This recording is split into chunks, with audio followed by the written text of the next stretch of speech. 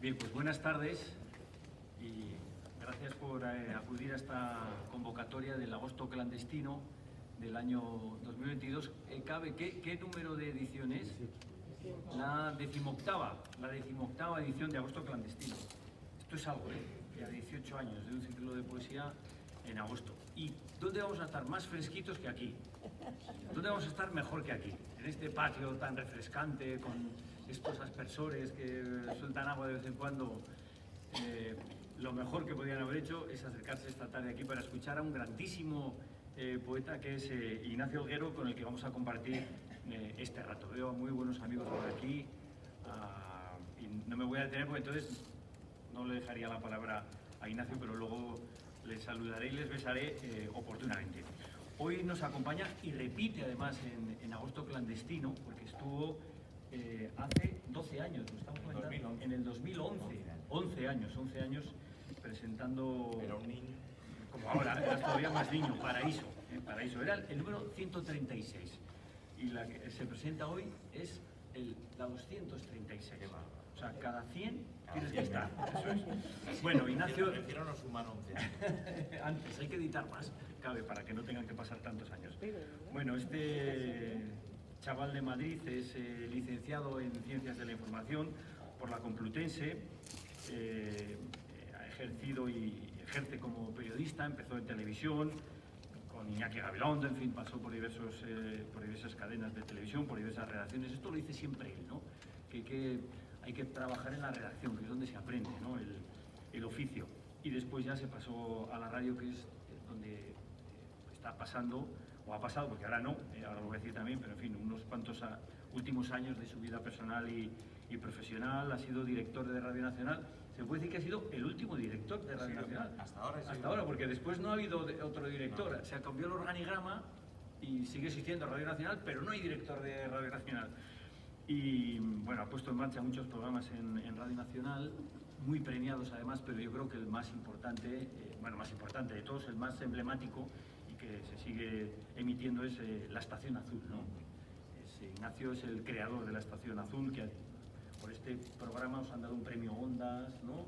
Premio Nacional Fomento de la Lectura, en fin, bueno. Y además de esta vertiente, esta faceta suya, hay una segunda que es la de gestor dentro de los medios de comunicación, como digo, director de Radio Nacional, ahora dentro de Radio Televisión Española, director de Educación y de Cultura. Bueno, el nombre es un poco más largo: Educación, Diversidad Cultural e Internacional, o sea, y Relaciones Internacionales, casi nada, es decir, y esto es muy importante también, claro, yo lo digo porque en parte también dediqué una parte de mi vida a eso, a la gestión común. Necesitamos que los mejores se dediquen a la gestión común de las cosas comunes. Entonces Ignacio Olguero está dedicando una parte de su vida a la gestión de las cosas comunes, nada más y nada menos que en la radio y en la tele de todos, que es Radio Televisión Española, a la que le pedimos como a todos, pero esta más, siempre lo mejor, y necesitamos a los mejores al frente. Y todo esto lo compagina con su faceta de escritor y sobre todo de poeta, no solo de poeta. Yo creo que por lo que más le gusta identificarse a Ignacio es como poeta, pero no solo es poeta, y un grandísimo poeta, y por eso está aquí acompañándonos en agosto clandestino, ¿no?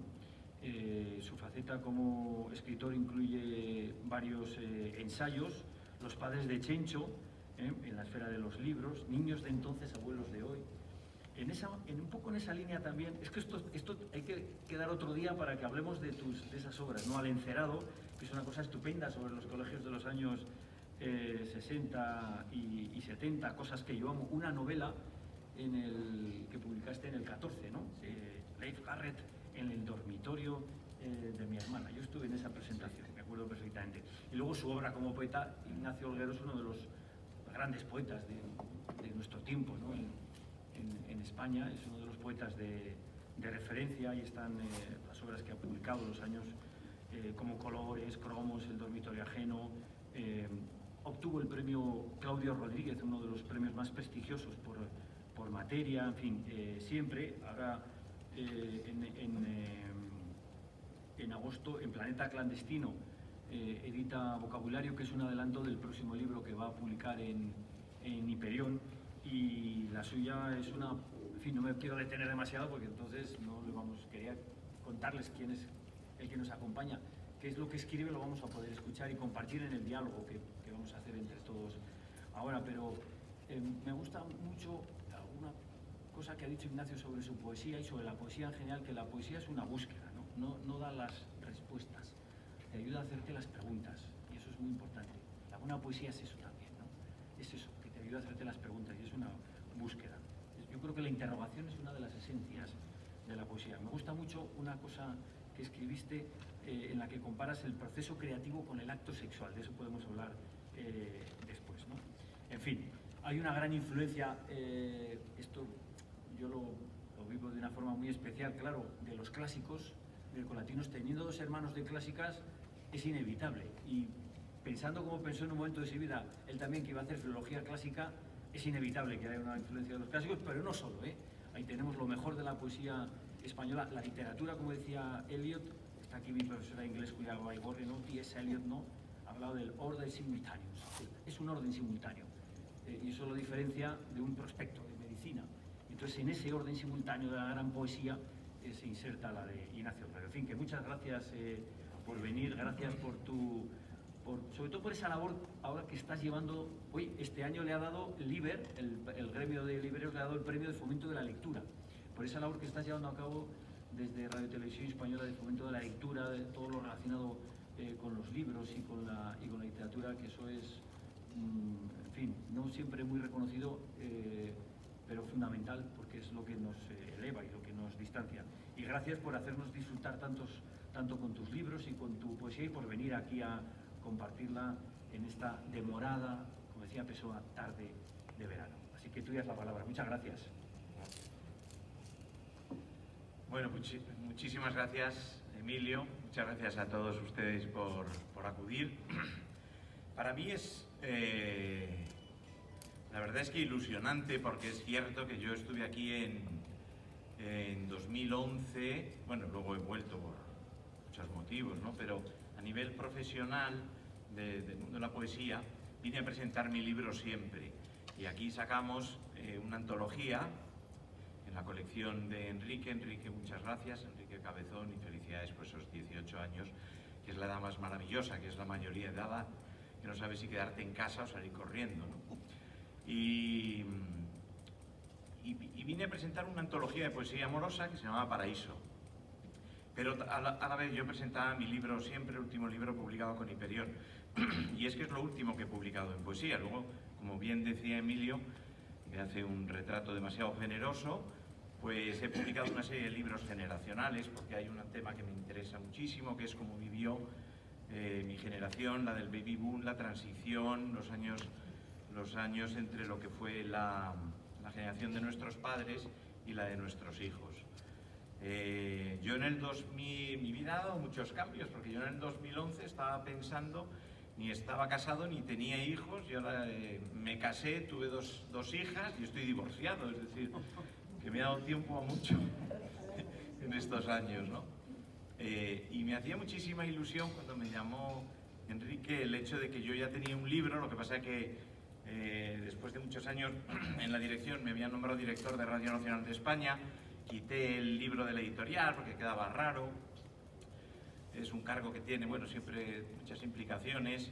Y bueno, cuando me ofreció Enrique dije, oye, pues mira, vamos a sacar una plaquette, efectivamente un libro que es un adelanto de lo que saldrá más adelante con Hiperión, un libro que se llamará Humano, este se llama Vocabulario, y he hecho una selección con la que espero que ustedes disfruten. Les voy a ir leyendo algunos, es la primera vez que los leo, es la primera vez que los recojo. Los llevo trabajando 12 años, es decir, no dejé de publicar, pero no de escribir. Y cuando dejé el cargo de director de programas de Radio Nacional, me dediqué a La Estación Azul, a lo mejor algunos de ustedes lo conocen, el programa que he realizado con Javier Rostalé y con Cristina Hermoso Mendoza, de aquí de Logroño, por cierto, y con Carolina Alba ahora, durante muchos años. 25. Entonces, bueno, pues ahí sigue. Les voy a ir leyendo algunos poemas, que es un libro que es una reflexión en el fondo sobre la condición humana, sobre los pilares de de la propia condición de existir, ¿no?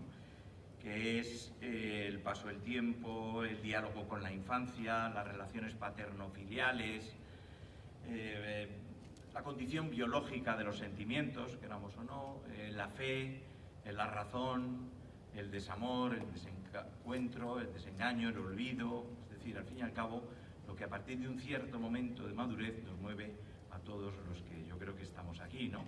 Y yo creo que si puede ayudar a ese proceso de reflexión, también con algunos poemas a través de lo que es el concepto de la poesía, la capacidad de la palabra y del vocabulario para hacernos, llevarnos a esa condición de reflexión, que yo creo que es la expresión última de la condición humana, pues bienvenido sea. Así que les voy a ir leyendo algunos poemas. Voy a empezar por el primer poema que escribí hace 12 años, tras publicar siempre, que se titula Vocabulario.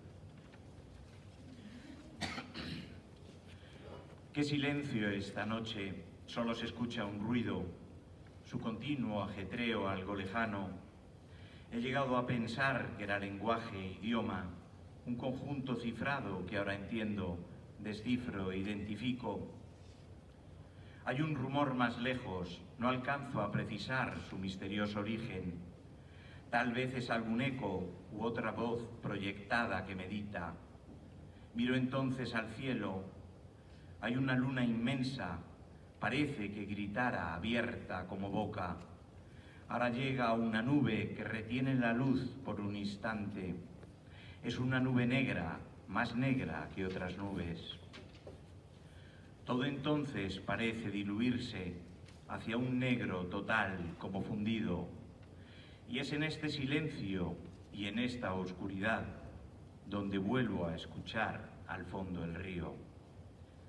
Ahora les voy a leer un poema que se titula El abeto. En el libro hay un diálogo con los padres, ¿no? Los que tenemos la desgracia de ser huérfanos, de haber perdido ya a los padres, pues sabemos que ese momento, primero puedes perder a tu madre, luego pierdes a tu padre, pero el momento de la orfandad absoluta, pues es un momento especial, ¿no? Enormemente doloroso, de encuentro, de reencuentro con el pasado, de diálogo. Sobre todo, pues, si eres padre, de repente dejas de ser hijo para ser padre, ¿no? Yo no me he dado cuenta, para que yo he tenido, como digo, soy padre tardío. Yo tengo una niña de 5 y otra de 10. Y he sido siempre más hijo que padre. Y de repente he pasado a ser padre. Cuando he pasado a ser padre, cuando me he quedado, cuando murió mi padre, ¿no? Seguro que a ustedes les ha pasado un proceso parecido. Siempre dicen que la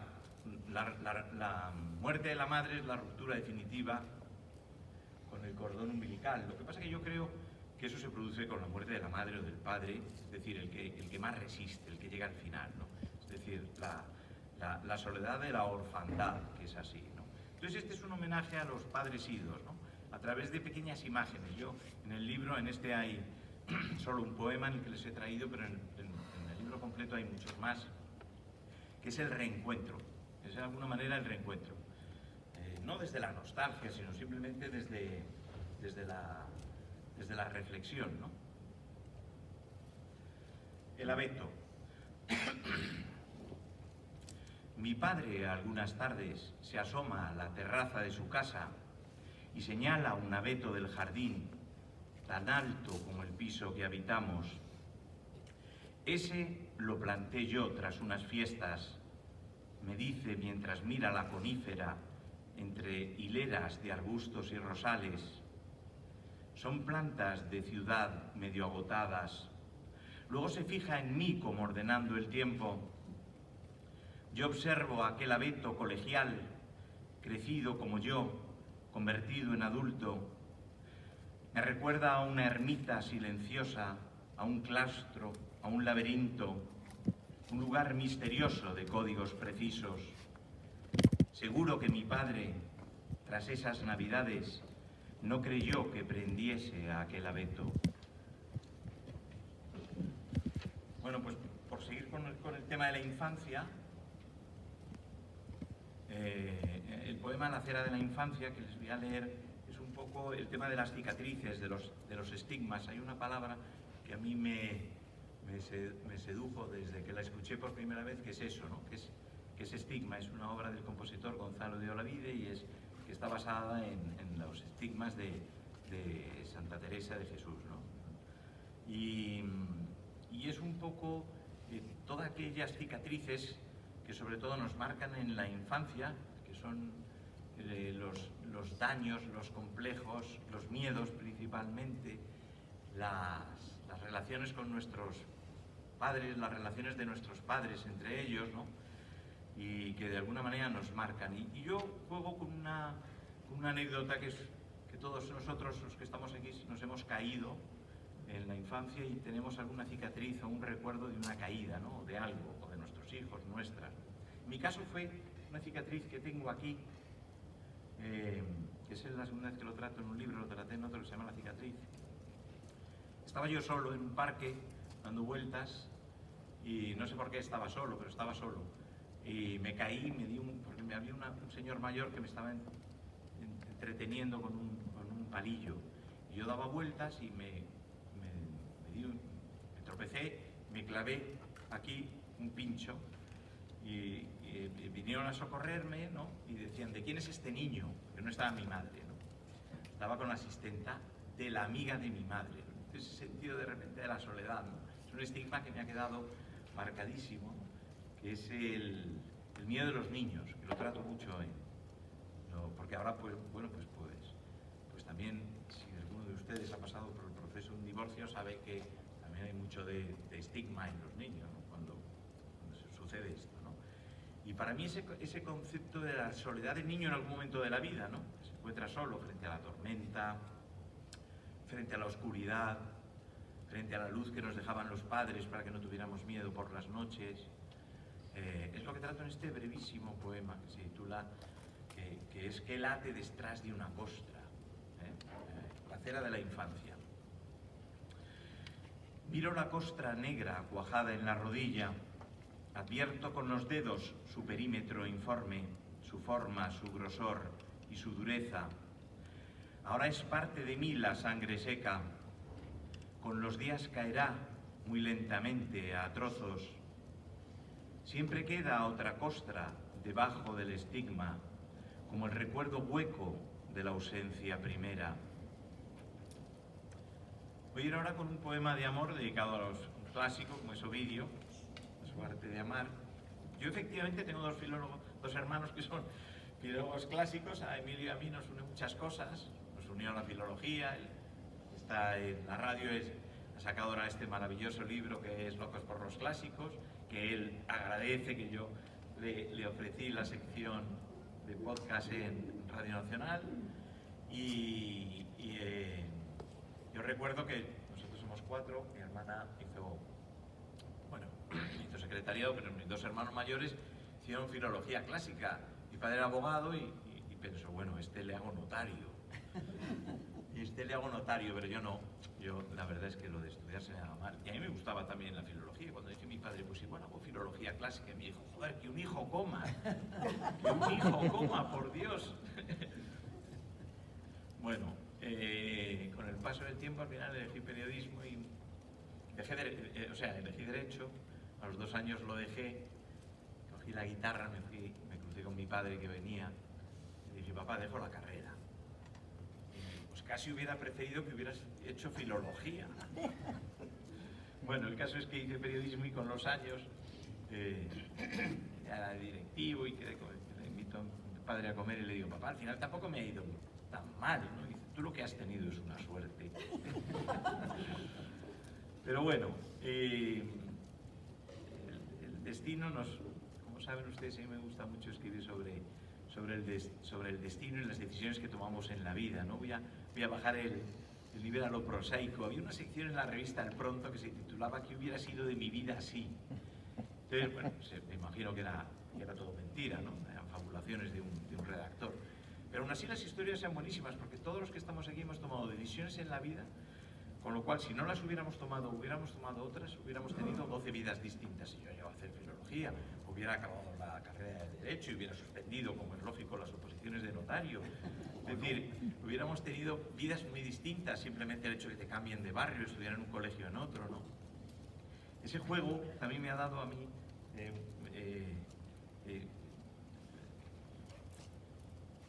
fabulación para lo poético, ¿no? Y lo mismo en el tema amoroso, ¿no? Que es cuando das el paso de pensar que esa es la persona con la que quieres compartir la vida, cuando no te atreves a dar el paso para que esa es la persona para compartir la vida, cuando te equivocas en una decisión, cuando eres cobarde.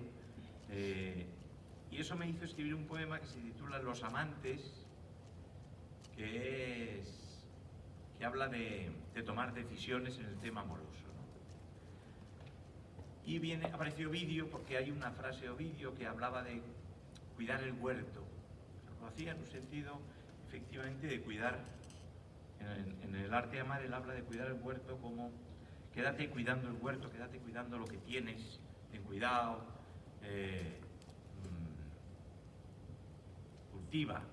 cultiva el amor, de alguna manera, ¿no? Y yo juego con esa idea de tomar decisiones en el amor. Y tomar decisiones en el amor no es más que no tomarlas. Los amantes. He dejado mi casa a medio hacer, como antiguas murallas de Cartago, por venir esta tarde hasta la tuya. No tengo, Ovidio, un huerto que ocupar, por eso este dolor no tiene cura. Y estoy aquí de nuevo, otra tarde a la espera. Este calor de octubre me sofoca, es un calor distinto al del verano. Tú tardas en bajar y yo te espero, pensando en las murallas de mi casa, que he dejado otra tarde a medio hacer, como antiguas murallas de Cartago.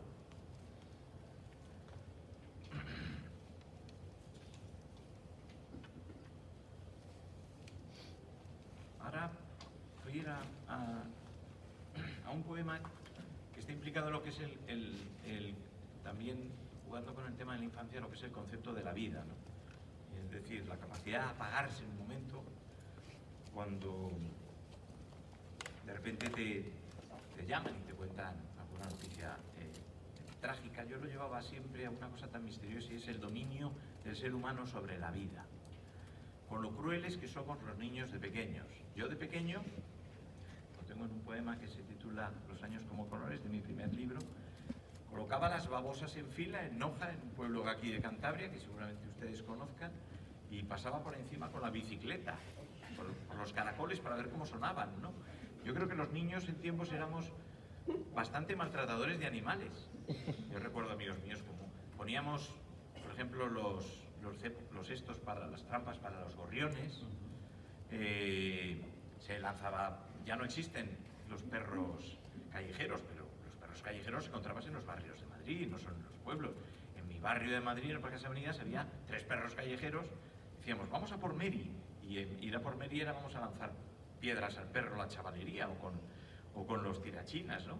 Es decir, el maltrato a los animales, si vamos tirando hacia atrás, era terrible, ¿no? Era un divertimento de la chavalería, ¿eh? Yo con eso, con los años, me ha producido tales escalofríos, tales arrepentimientos, y ver cómo para bien van mejorando también las cosas en la sociedad. He escrito varios poemas, uno de amor hacia el caracol. De hecho, tengo llena mi casa de cerámicas de caracoles, por cómo les hacía crujir, solo por el placer de escuchar cómo crujían las babosas. Y este es... Hay un relato de Patricia Highsmith que unos caracoles gigantes se comen a los humanos. Está en un libro que es 11 relatos. Así, o sea, pues con razón. Los caracoles se vengan ahí de ti. Sí, no.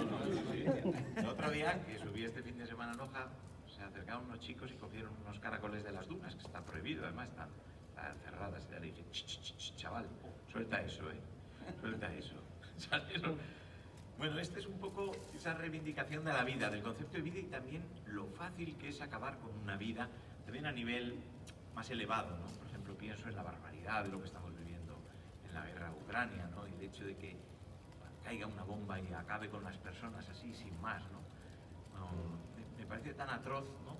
Ese acabar con la vida, que escribí este poema que se titula Vida.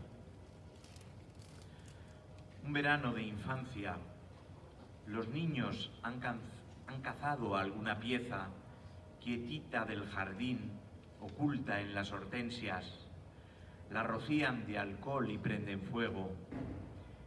El sapo salta en llamas, brinca una vez tan solo, se consume entre gritos de la chavalería y desprende un hedor a carne ahumada. Una anciana impedida ha observado la escena desde el balcón de casa, enarbola un bastón amenazante. Una extraña bandada de pájaros azules atraviesa despacio el negro cielo. Hay uno de esos niños que ahora mira a las aves, su delicado vuelo nacarado. Alguien canta a lo lejos una canción hermosa con un arpa. Se funde poco a poco con el cric-cric de grillos. Todo parece calmo como el sapo.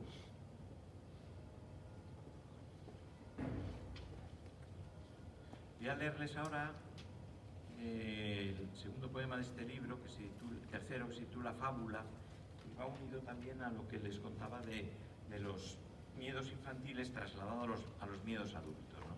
Que es la soledad, ¿no? El sentimiento de la soledad.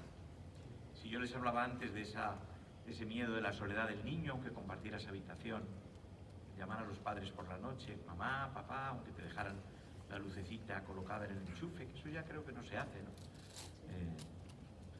O por lo menos no espanta el miedo, te siguen llamando igual, esa lucecita naranja. Los miedos infantiles y los miedos adultos, en esta ocasión en forma de un pájaro que se cuela en una habitación, que no es más que una especie de... Cada uno puede imaginar sus propios miedos, ¿no? Sus miedos espirituales, sus miedos físicos. Fábula. La ventana está abierta, entra de un pájaro, choca con las paredes, deja la marca negra de su vuelo, la sangre de sus plumas como lumbre de noche que manara.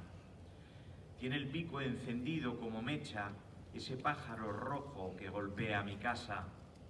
Me cubro la cabeza con las manos del miedo. Él sigue con su vuelo enloquecido, tratando de encontrar una salida.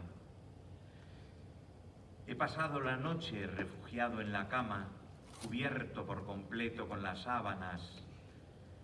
Hay una luz azul en el jardín que me incomoda y escucho todavía en este cuarto un extraño aleteo por el suelo.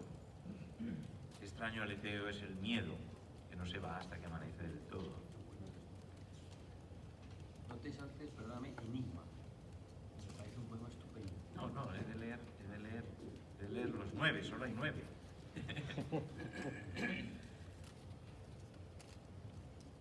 Vamos a leer el poema Enigma.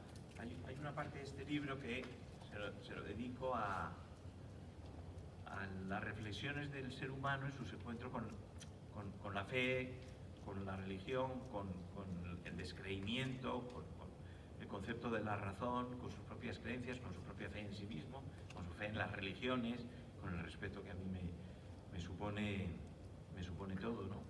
Y sobre todo en cómo el ser humano, de una o de otra manera, nos agarramos a algo más para seguir trabajando en nuestra idea vital de nuestro desarrollo personal, ¿no? Y de nuestra familia y de nuestros amigos y de nuestras complejidades. Pero en un momento dado, antes o después, el ser humano busca agarrarse a algo, ¿no? Porque lógicamente somos seres enormemente frágiles. Había un libro que ganó el premio Imperión de mi compañero y amigo periodista Javier Rodríguez Marcos, se llama Frágil, que va sobre ese tema, ¿no? De la fragilidad humana, ¿no? Y que se titula El Enigma, y es esas dudas que nos quedan siempre, ¿no? Y esa pérdida de la fe. Por ejemplo, yo fui a un colegio de curas, como seguramente casi todos ustedes, de párvulos a COU, ¿no? Y cuando llega ese momento, ¿por qué llega ese momento? ¿Qué sucede? ¿Quién sigue? ¿Por qué no sigue? Había en la librería de mi padre 3 libros de estos del círculo de lectores que decían, eran de 3 colores, rojo, blanco y creo que el otro era azul, y decía, ¿quiénes somos? ¿De dónde venimos? ¿A dónde vamos? Eso es como Goethe.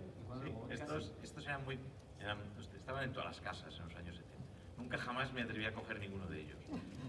O sea, no quería saber nada. Yo, Dios mío, como coja el último, ¿a dónde vamos? El enigma. Una puerta cerrada, un verso, un logaritmo. Las letras escolares de tu primer idioma. El beso, la caricia, el cuerpo que esté rojo, más allá de la esfera.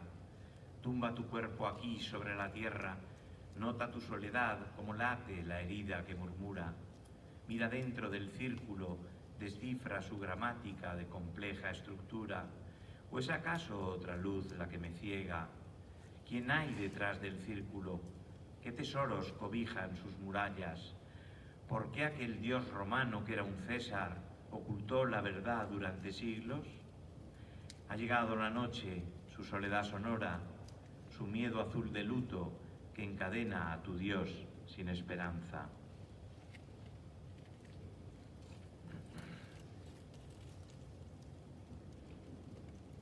Ahora voy a ir me quedan 2 poemas. Este se llama Tregandín. Tregandín es una playa de Cantabria, del municipio de Noja. En este libro también hay muchísima naturaleza y es la unión con paisajes, que es esa manera también que tenemos del reencuentro con nosotros, de liberarnos, el placer que es irte solo, la comunicación con la naturaleza, sobre todo de los paisajes de nuestra infancia. Todos, absolutamente los que estamos aquí, relacionamos nuestra infancia, que es la verdadera patria, como han dicho todos los grandes filósofos y poetas filósofos, que nos han marcado nuestros gustos a lo largo de la vida, ¿no? Los olores, los aromas, las sensaciones, el tacto, yo creo que absolutamente todo. En mi caso es esta playa de Tregandín, que yo simplemente le pongo el nombre porque luego ustedes van a ver sus playas, van a ver sus paisajes, van a ver sus aromas, ¿no? Y cómo les marcaron en esa etapa tan maravillosa que es el verano. Tregandín. Estoy tumbado aquí sobre esta playa, con un sol encendido como llama. Es una playa blanca cincelada en la costa de Trasmiera. Hay una chica abierta como un trébol, tiene una luz dorada que la empapa. Es un cuerpo de mármol purpúreo, inabarcable. Hay muchachas tumbadas con sus gafas de espejos de colores, los aceites, las cremas, los cuerpos entregados, el olor de la arena, el eucalipto. Yo respiro este aroma delicado, perenne, inagotable. Oigo cuánto silencio tras el ruido, tras el tosco bullicio de la playa. Me entrego a los oficios del secreto y escucho cómo ruedan las conchas con las olas. Observo el deambular confuso de las aves, los caracoles blancos de las dunas sagradas. Tengo el mar aquí enfrente, más lejos, otra playa. Está entrando la niebla en esta costa. Miro a un bañista anciano como aguarda las olas, con el miedo ancestral de que lo tumbe. Se acerca una señora, me pregunta qué escribo. Le gusta mi cuaderno, me confiesa. Es un cuaderno azul, color del cielo. Murmura un salmo bíblico. ¿O eran versos, acaso, de Westphalen? Se aleja muy despacio y entre brumas, esa mujer madura, casi anciana. ¿Era un dios que me hablaba desde lejos? Por la sombra sin forma de sus huellas, que marcaban la arena sin posarse, supuse que era un ángel que volaba. Y voy a acabar con el poema que dará título con el que da título a este libro, que es Vocabulario, y cierro con el que dará título al libro que con toda seguridad publicará Hiperión en primavera, y que se titula Humano. He llegado al límite del surco, la edad de las luciérnagas, el final de la esfera. Mi límite es la luz, su duración finita. No tengo percepción del tiempo que ahora habito. ¿Cómo puedo pasar sin percibirme de lo vivo al recuerdo y a la nada? El trecho entre lo ausente y lo existente es simplemente el hoy. El resto es Dios y es orden, es encuentro y es alma. Desde aquí, desde arriba, pierde este laberinto su sentido, no abajo, a ras de suelo, donde es fin en sí mismo. Y es destino y es límite, fuera de allí, la nada. Muchas gracias.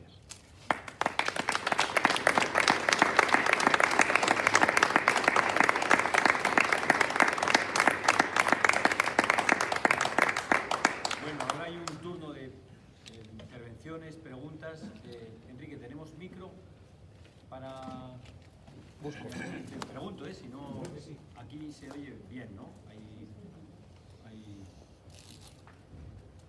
hay eco. No sé si alguien quiere preguntar algo, comentar algo. Yo te quería preguntar una cosa. ¿Por qué titulas Humano el próximo libro? Me encanta el título. Me recuerda a Nietzsche. Humano, demasiado humano. Me marcó muchísimo ese libro. Sí, ¿verdad? Sí, a mí también. Me marcó mucho. Hay muchas cosas que con ese título... Bueno, yo también les confieso, tengo una parte un poco friki, que era de un grupo de música. No lo he dicho, perdón. Sí, pero eso no es parte friki, eso es la parte genial. No, eso es lo que le hizo a mi padre llevarse el gran disgusto cuando me vio con la guitarra que Yo le he visto actuar, ¿eh? Pues, si lo vieran, verían que es friki. Y yo era muy gracioso, yo era director de programas cuando recuperé 30 años después mi actividad con la música, y el director de Radio Nacional, entonces buen amigo Alfonso Nasarre, vino a un concierto. Pues yo iba, me teñía el pelo, yo soy un señor serio que iba peinado para atrás, con mi traje, mi corbata. Llegaba, daba el concierto, me teñía el pelo, me ponía una chaqueta de leopardo, luego iba al día siguiente a la misma peluquera, que tenía la peluquería en su casa, era amiga. Me decoloraba, me volvía a peinar para atrás y me ponía la corbata.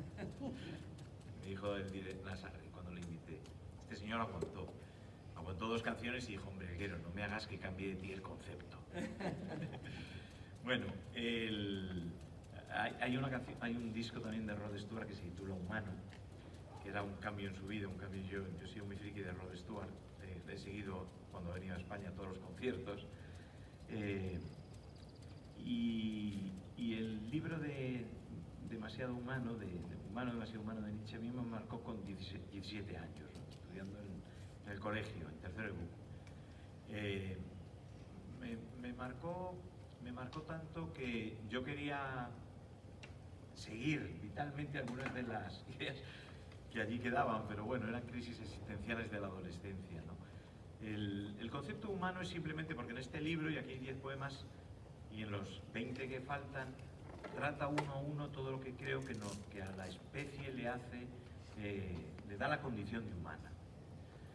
Es el vocabulario, es la capacidad de comunicación, es, como decía, la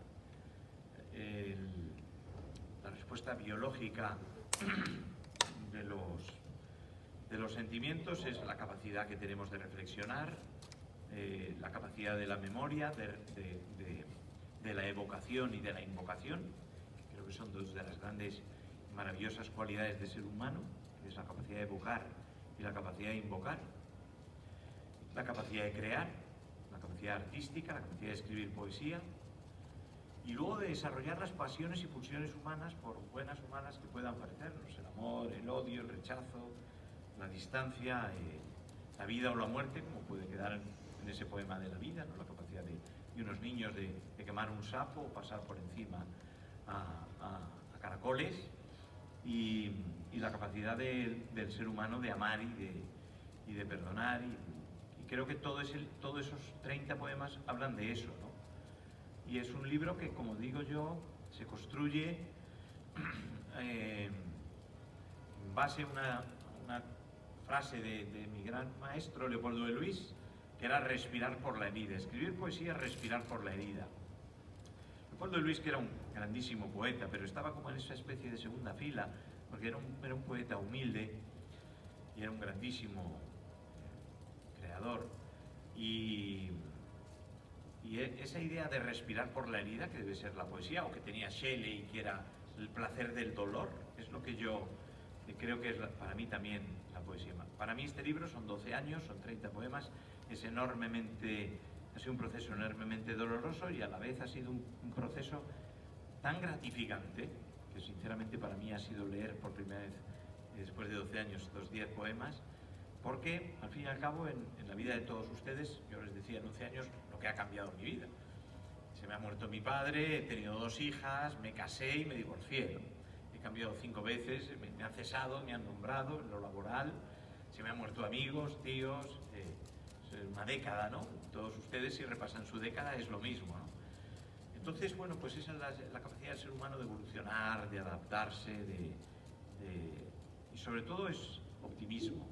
Yo soy enormemente vitalista, optimista, y aunque a veces reconozco que me pongo muy dramático en la explicación de los poemas, creo que me apetece más contarlos así que en el tono de Vuelve a mi chica, de mis amigos Hombre G, pero creo que da otra visión. Entonces, humano es eso, humano es retratar las pasiones y pulsiones del individuo que te distinguen de cualquier otra especie.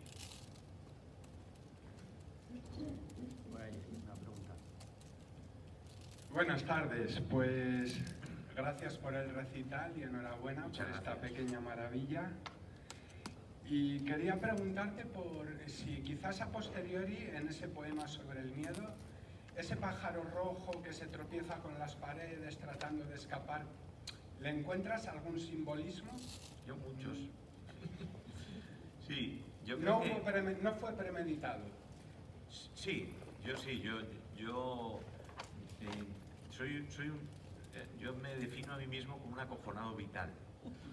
Entonces no monto en avión, no monto en la montaña rusa, por supuesto. Hace 25 años que no cojo aviones, he cogido muchos, he sido reportero de televisión, o sea que tengo una serie de miedos que me vienen de la infancia, que posiblemente me vienen de la situación a lo mejor personal de mis padres, pero es que creo que todos los que estamos aquí estamos rodeados de miedos. Yo les digo a ustedes que no montan en avión, a lo mejor ustedes no montan en coche, no montan en barco, tienen miedo a otras cosas, ¿no? El ser humano está atávicamente y desde su propia existencia abarrotado de miedos, rodeado de miedos. Nosotros podemos hacer a nuestros propios hijos más cobardes o menos cobardes. A mí una psicóloga de Radio Nacional, lo digo porque es amiga, que trabajaba con Pepa Fernández, por favor, Pilar Varela, Pilar, a la que quiero muchísimo, me dijo un día, porque como hacíamos muchos viajes en la radio y yo había dejado de viajar en avión, yo a todos los lados iba, a mí me daba igual, había que ir a Melilla, yo llegaba, en coche y en barco, pero llegaba antes que yo. Entonces Pilar me dijo un día, Ignacio, es que esos miedos como psicóloga los tienes que quitar. Mira, yo tengo la suerte que mis padres me hicieron crecer en el riesgo, y dije, yo tengo la suerte que me hicieron un acojonado. Es decir, que a cada uno tiene, estoy convencido que ella tendría los suyos, que los tenía, ¿no? Todos tenemos muchos miedos. Yo en ese momento, ese poema lo escribo en un momento en que ese pájaro es muchos miedos. Y es el pájaro que entra en la habitación cuando está solo. Y yo creo que la noche, cuando te despiertas por la noche, vivas como vivas en pareja, vivas con hijos, vivas en soledad, vivas huérfano, vivas en comuna, vivas como quieras, hay un momento en que la noche sigue, nos aparecen todos los fantasmas, a todos. Cuando te despiertas en medio de la noche y tienes que recurrir corriendo al orfidal. Y el miedo, el ser humano sin el miedo, no sería un ser humano. O sea, las especies animales, es evidente que el primer instinto es huir, que es defenderse, huir. Por lo tanto, sin el miedo no seríamos humanos. Entonces, ese poema lo que trata es de reflejar el miedo de cada uno de nosotros en forma de lo que quiera. Ese pájaro es nuestro propio miedo, que cambian a lo largo de la vida, que es ese miedo que aparece en la noche golpeando tu cabeza con el recuerdo de lo que quieras, la enfermedad de tus padres, la soledad, tu divorcio, el trabajo, la angustia, lo que quieras. Cada uno tenemos el nuestro y algunos tenemos hasta una colección de ellos, un muestrario. Pensé que quizás era la causa del miedo, pero tenía un simbolismo. No, el simbolismo es la existencia del miedo. O sea, ese pájaro es el miedo. Ese es el simbolismo. El pájaro es el miedo. Vale. No es un pájaro físico que entre un día en mi habitación. Por ahora, gracias a Dios, no ha entrado ninguno. En el cuarto de mi padre me acuerdo que entró un murciélago. Y dijo, ha entrado algo en mi cuarto, chicos, venid. Encendimos y ahí estaba. Dios mío. Existe. No es solo... Y si podrías aclarar o hablar, quizás no, Bebas, algo sobre este verso. Porque el enigma. ¿Por qué aquel dios romano, que era un César, ocultó la verdad durante siglos? Bueno, es que queda un poco aislado el poema, porque va rodeado de otros que juegan con el cristianismo y con quién era Jesús, desde un punto de vista histórico, Jesucristo. Entonces, el dios romano, que era un César,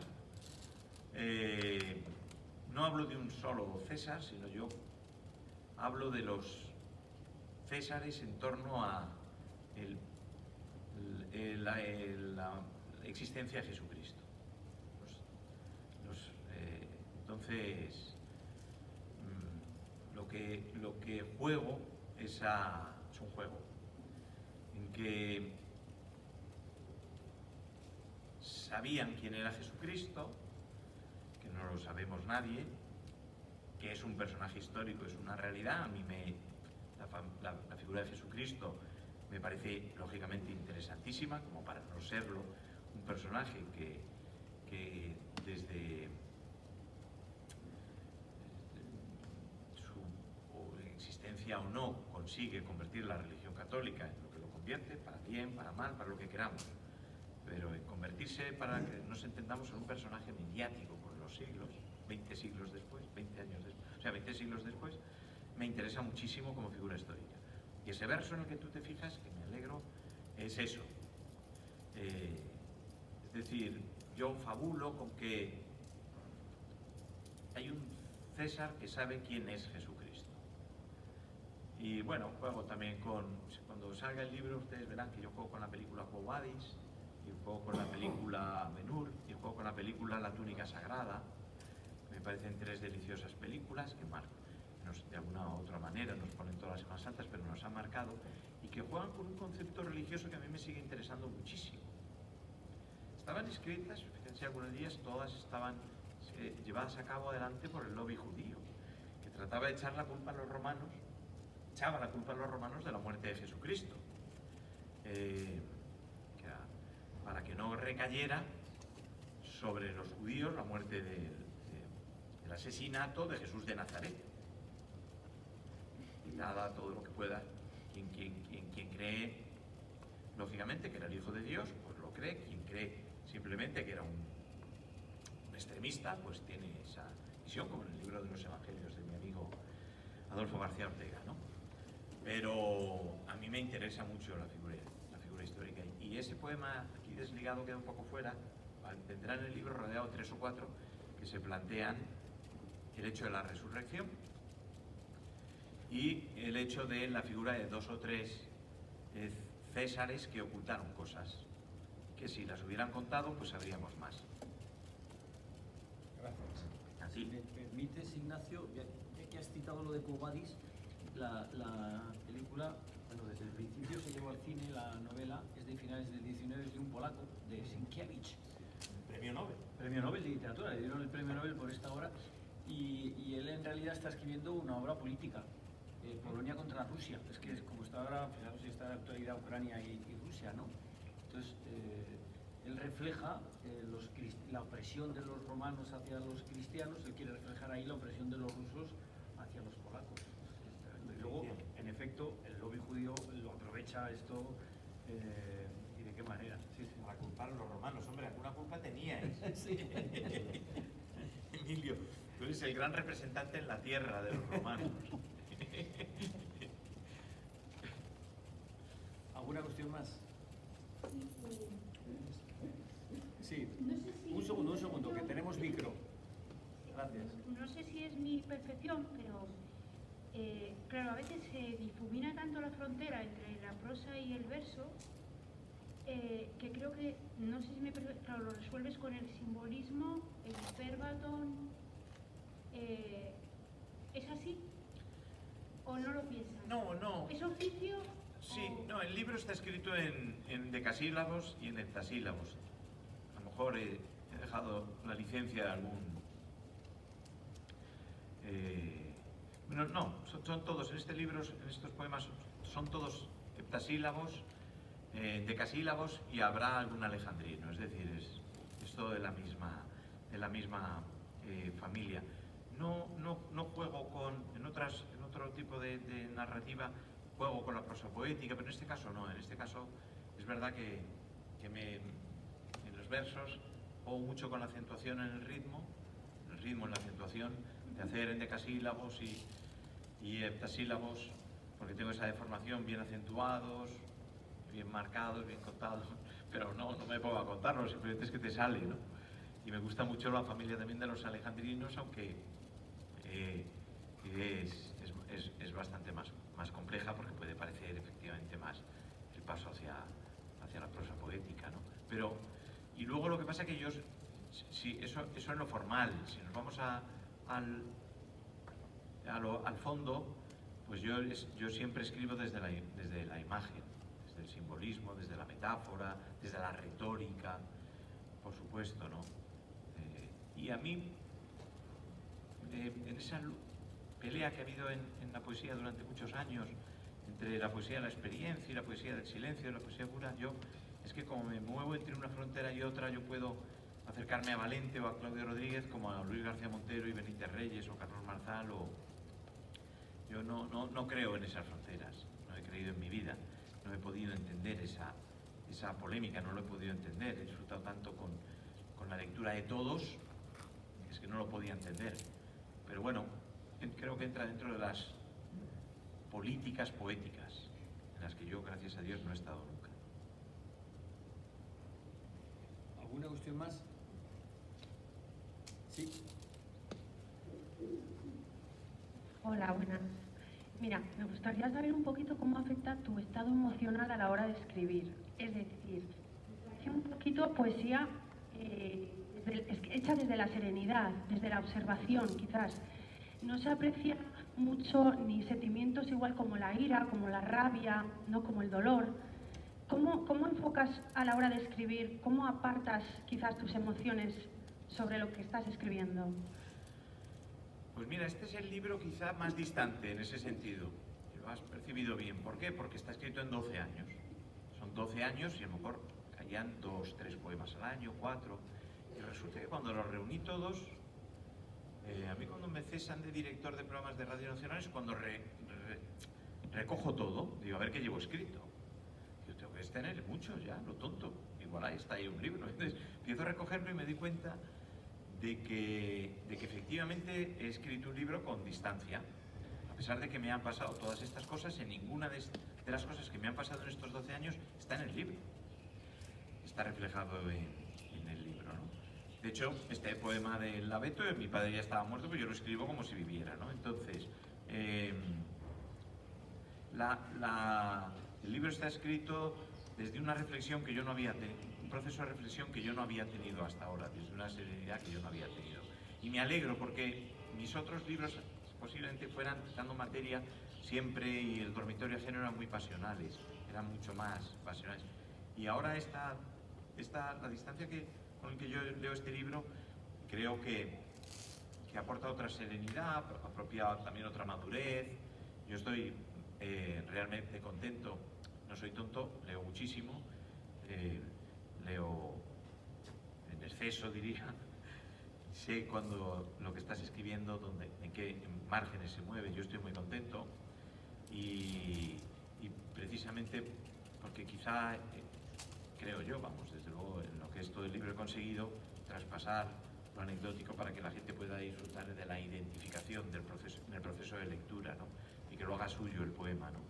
Pero efectivamente, ¿cómo lo he dejado fuera? Pues lo contaba antes, es un proceso muy doloroso ir dejándolo fuera, porque si no caes en el sentimentalismo. Y a mí lo que me gusta es tocar las emociones desde la razón. A veces soy hasta excesivamente, en el proceso de composición, hasta excesivamente frío, como el poema que comentabas, no sé cómo te llamas, perdona. Iván, el poema que decía Iván, ¿no? Del miedo, ¿no? Podía haber utilizado un motivo del miedo, pero prefiero, que seguramente lo escribí con uno, ¿no? Pero prefiero no hacerlo para que cada uno de ustedes tenga su propio motivo del miedo. Cuando tú lees ese poema, yo creo que lo que te da es miedo. Y es lo que creo, ¿no? En este libro no hay un solo poema amoroso. Quizá por eso me divorcié. Pero es verdad que sí hay poemas como ese que he leído de Ovidio, dedicado a Ovidio, ¿no? Sobre la espera, el de los amantes, de ese concepto de qué es el amor, qué es el amor, qué es el amor. Esa espera de esta persona a que baje su amada no es un amante de verdad, puede ser tu propia pareja, puede ser lo que sea, no es el concepto de amor, de repente es la duda, ¿no? Y es el único poema donde aparece el tema amoroso, o el deseo que aparece entre Gandhi sobre la mirada, sobre los cuerpos jóvenes. Es un proceso, sinceramente, muy difícil el tratar de dejar fuera todo eso. ¿Sí? Yo creo que si lo consigues, convences. Yo espero hacerlo, que a ustedes les haya convencido, y cuando salga el libro en primavera, que espero venir a presentarlo aquí. Aquí he presentado todos mis libros, ¿eh? Sí, sí. Sí, Emilio ahí también me ha ayudado muchísimo. ¿Alguna cuestión más? Está bien, estamos en hora. Muy bien. Pues muchas gracias. Muchas gracias. Muchas gracias. Gracias, Ignacio. Muchas gracias por venir y muchas gracias a todos por compartir este delicioso recital y estas reflexiones sobre la poesía, sobre la literatura y sobre la vida. Es que son cosas distintas, además. En fin, me ha encomendado Enrique Cabezón que les recuerde que el próximo acto, la próxima sesión de esta 18ª edición de Agosto Clandestino es el día 25 a las 7:30 en La Tabina. En la Tabina, a cargo de Isabel Paz y Antonio Arias. O sea que ahí se verán. Yo ese día no voy a estar, no puedo decir nos veremos. Muchísimas gracias por compartir este rato, como digo, en este marco incomparable. Realmente es una delicia este patio. Muy fresquito. Sí, es fantástico. Enhorabuena y felicidades a los organizadores. Está por aquí también Adrián, en fin, bueno, ahí con el impulso siempre entusiasta, inagotable, incansable de Enrique Cabezón. Agosto Clandestino es una de las mejores cosas de esta comunidad. Es un milagro y que se debe al empeño de un equipo de mujeres y de hombres y sobre todo al de Enrique Cabezón. Y en algún momento tendrá el reconocimiento que se merece como un premio de fomento de lectura o alguna cuestión de estas. No necesita premios en Agosto Clandestino. El mejor premio es recordar una tarde de agosto a Ignacio Olguero recitando sus poemas y compartiéndolo con todos ustedes. Ese es el mejor premio. Porque al final uno no se lleva cosas materiales, se lleva recuerdos y emociones, ¿no? Decía Machado, solo recuerdo la emoción de las cosas. Qué bonito. La emoción de haber compartido una tarde de estas. Pero dicho esto, Agosto Clandestino, que es una de las mejores cosas de esta tierra, es uno de los mejores... yo sé que, o sea, me está mirando, cabe fatal, pero lo quiero decir porque es verdad. Y además ahora que estoy en Madrid, veo las cosas con una... Antes estaba dentro del bosque y no veía el bosque, solo veía los árboles, ahora veo el bosque también y digo, ¿qué cosas buenas se hacen aquí? Agosto Clandestino es una de las grandes cosas buenas que se hacen aquí, es uno de los grandes festivales literarios, poéticos, no solamente del verano, sino de todo el año, ¿no? en España. Es heroico, es épico que siga adelante. Hay que agradecer el apoyo, a veces tardío y difícil, pero en fin, de las instituciones que lo hacen posible, pero sobre todo de las personas que lo hacen posible con Enrique muy a la cabeza. Y el mejor premio recordarlo y compartir recitales como este y poemarios como los de Ignacio Olmedo, pero se merece más, se merece un reconocimientos públicos y de premios. Así que muchas gracias por seguir haciéndonos disfrutar tanto con Agosto Clandestino, y además yo siempre digo que las exposiciones lo mejor son los catálogos. Lo digo como una butaca, como una provocación, lo bueno es la exposición, pero es verdad que al final ¿qué queda? La emoción que te has llevado de la exposición y el catálogo. Entonces nos llevamos la emoción de esta tarde maravillosa compartida. ¿Qué mérito tiene que haya venido Ignacio y ustedes en un viernes de puente de agosto, todos, pero nos llevamos también estos cuadernillos de poesía fantásticos, maravillosos? Oye, el número 236, ¿no? Así que gracias también a la biblioteca por acogernos, y nos quedará y nos unirá siempre la poesía. Muchas gracias.